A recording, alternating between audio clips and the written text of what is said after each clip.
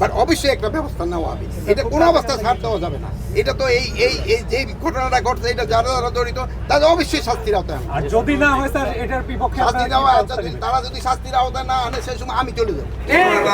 মানে ঘটবে আমরা কোনো সময় আশাও করিনি, বাট এটা মানে একটা অপ্রত্যাশিত ঘটনা। এটার জন্য যারা দায়ী তাদের আমি অবশ্যই আইনের আওতায় নিয়ে আসবো।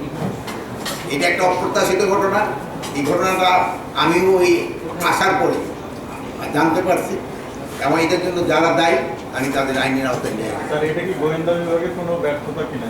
এটা যেহেতু আমি এখন পর্যন্ত ইনভেস্টিগেশন রিপোর্টটা পাই নাই, যারই ব্যর্থতা থাকুক তারই আমরা আইনের আওতায় নিয়ে আসবো। কমিশনার সাহেব আছে এবং ওই যে রেঞ্জের ডিআইজি সাহেব আছে, তাদের অনুরোধ করবো তদবিরবাজ যেন কোনো অবস্থায় থানায় ঢুকতে না পারে।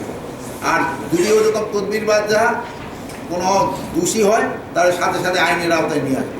কেউ আইনের ঊর্ধ্বে না, সবারই আইনের আওতায় আনার ই হয়ে গেছে। আর একটা জিনিস সবসময় বলবো, নির্দোষীদের সে যেন কোনো অবস্থায় শাস্তির আওতায় না আসে, আর দোষীদের সে যেন কোনো অবস্থায় ছাড়া না পায়, তাকে অবশ্যই শাস্তির আওতায় আসতে হবে।